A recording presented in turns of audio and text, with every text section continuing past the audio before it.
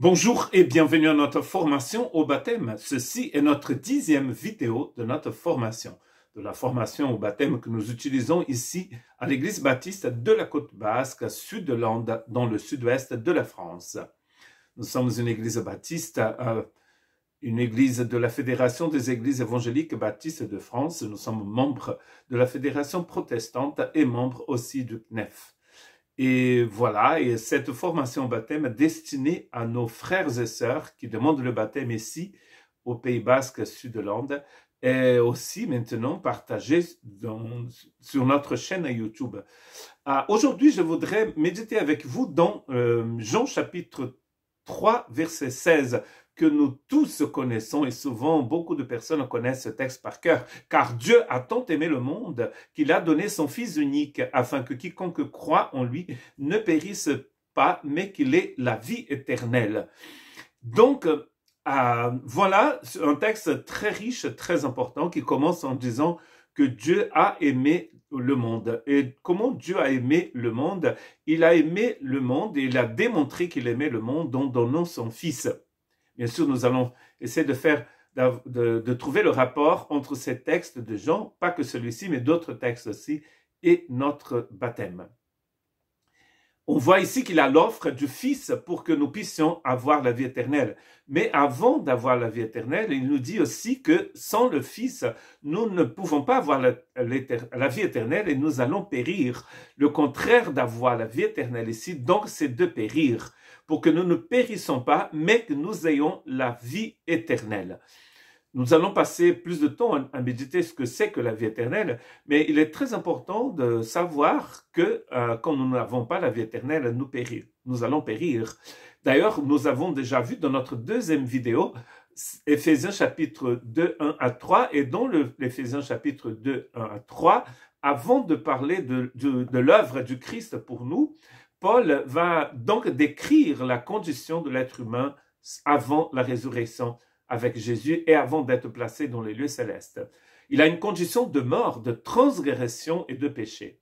Il a aussi une condition où nous suivions en fait le prince de ce monde, le prince des ténèbres, et par la suite, nous étions donc des enfants de colère, sujets à la colère divine comme tous les autres, nous dit Paul dans Éphésiens chapitre 2.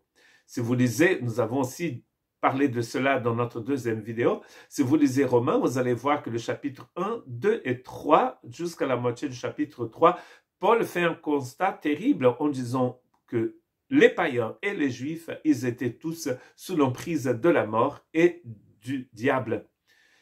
Et donc, c'est une condition où les gens périssent. Bien sûr, nous sommes en train ici de parler de périr dans l'esprit, parce que nous savons bien que tous les corps meurent un jour, mais il a une mort plus terrible que la première mort, qui est appelée d'ailleurs la deuxième mort dans le livre d'Apocalypse. C'est une totale séparation d'avec Dieu. Donc, pour que nous ne périssons pas, Christ nous donne la vie éternelle. Dans Jean chapitre 5, verset 24, Jésus dit, en vérité, je vous le dis, celui qui écoute ma parole et qui croit à celui qui m'a envoyé a la vie éternelle et ne vient point en jugement, mais il est passé de la mort à la vie. Donc ici, le fait d'avoir la vie éternelle nous aide à ne pas tomber dans le jugement. Justement, les gens périssent parce qu'ils tombent sous le jugement divin. Car le salaire du péché, nous dit Paul dans Romains chapitre 6, verset 23, c'est la mort. Mais le don gratuit de Dieu en Christ Jésus, c'est la vie éternelle. Et donc là, la personne qui reçoit la vie éternelle a passé de la mort à la vie. Donc nous voyons que ici, vie éternelle n'est pas forcément synonyme de paradis, de ciel, de salut dernier, mais il est question ici d'une vie pour maintenant aussi. Car vous voyez que ici, dans le passé, il dit, il est passé de la mort à la vie. Donc, on voit bien qu'on passe d'une condition de séparation spirituelle avec Dieu à une communion avec lui. Dans Jean 10, 28, Jésus dit, je leur donne la vie éternelle. Il ne dit pas, je leur donnerai, mais je leur donne la vie éternelle, elles ne périront jamais. Et personne ne les ravira de ma main. Ce texte nous montre clairement nous montre clairement qu'il est impossible que quelqu'un nous arrache aux mains du Seigneur.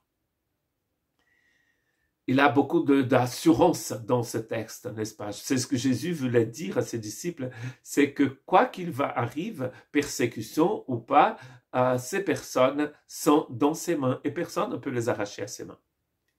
D'être sauvé, c'est d'être dans les mains du Seigneur. D'être sauvé, c'est d'avoir la vie éternelle. Jean 17, 2 à 3, selon que tu lui as donné le pouvoir sur toute chair, afin qu'il accorde la vie éternelle à tous ceux que lui a donnés. Or, la vie éternelle, il explique ici dans Jean 13, 17, ce que c'est que la vie éternelle, c'est qu'ils te connaissent, toi, le seul vrai Dieu, et c'est lui qui tu as envoyé Jésus-Christ. Donc, si vous vous posez encore la question pour savoir si quand Jésus parle de vie éternelle, dans le livre de Jean, il est en train de parler de la vie après la mort physique, vous pouvez lire Jean 17, 3 et vous allez comprendre que ce n'est pas du tout ça. C'est une condition de vie spirituelle que nous recevons maintenant.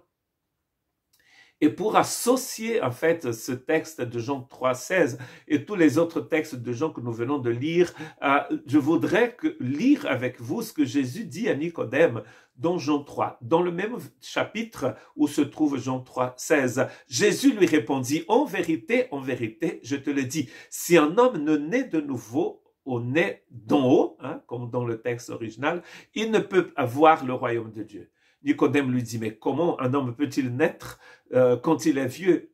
Peut-il rentrer dans le sein de sa mère et naître? Jésus répondit, en vérité, je te le dis, si un homme ne naît d'en haut, d'eau et de l'esprit, il ne peut pas rentrer dans le royaume de Dieu. Donc, beaucoup de personnes nous posent la question, et peut-être vous posez aussi, qu'est-ce que ça veut dire? Est-ce que ça veut dire naître d'en haut de l'eau ici, c'est naître dans le baptême, par le baptême? Parce qu'il y a des gens qui pensent que c'est la cérémonie du baptême qui va introduire les gens dans la vie éternelle. Or, ça, c'est pas possible. C'est l'Esprit Saint qui nous fait naître d'en haut. Parce qu'en plus, Jésus appelle cela une naissance d'en haut. Dans la première épître de Jean, Jean lui-même va dire que nous sommes nés de Dieu. Nés de Dieu, nés d'en haut, c'est forcément synonyme. Recevoir la vie éternelle, naître d'en haut, né de nouveau, tout cela, ce sont des synonymes. Quand on est né d'en haut, c'est parce que nous avons reçu la vie de Dieu. Or, c'est le Saint-Esprit qui nous donne cette vie. Celui qui n'a pas l'Esprit du Christ ne l'appartient pas. Donc, on voit bien que c'est une naissance spirituelle, c'est-à-dire c'est une naissance qui vient du Saint-Esprit. C'est le Saint-Esprit qui glorifie le Christ, comme c'est écrit dans Jean chapitre 16, 14 ou 16, cet esprit, il nous fait renaître pour Dieu. Pour comprendre ce que ça veut dire peut-être cette naissance de l'eau et d'en haut, il faut lire Ézéchiel chapitre 36, 25 à 27. Je répandrai sur vous une eau pure et vous serez purifiés. Donc nous sommes en train de parler de la purification et nous savons très bien que l'eau H2, l'hydrogène et l'oxygène ne peut pas en fait purifier l'esprit. Ça peut purifier le corps. Donc le baptême, quand nous baptisons quelqu'un, c'est un genre de mise en scène où nous sommes en train de dire à ceux qui veulent nous entendre, je crois que j'ai été plongé, parce que ce que le mot baptiseur veut dire, le verbe baptiseur veut dire plonger, j'ai été plongé, identifié à Jésus. Mais c'est le Saint-Esprit qui nous purifie. Je pense que nous avons compris. Ce message d'Ézéchiel, que nous pouvons appeler un message évangélique, il annonce en fait la nouvelle naissance. Comme aussi Jérémie chapitre 31. Je répandrai sur vous, je relis, une eau pure et vous serez purifiés. Je vous purifierai de toutes vos souillures et de toutes vos idoles. Je vous donnerai un cœur nouveau et je mettrai en vous un esprit nouveau, n'est-ce pas? J'ôterai de votre corps le cœur de pierre et je vous donnerai un cœur de chair. Je mettrai mon esprit, on ne peut pas être plus clair, je mettrai mon esprit, c'est Dieu qui dit, mon esprit en vous et je ferai en sorte que vous suivez mes ordonnances et que vous observiez et pratiquiez mes lois. Ceci est devenu réalité le jour de la Pentecôte.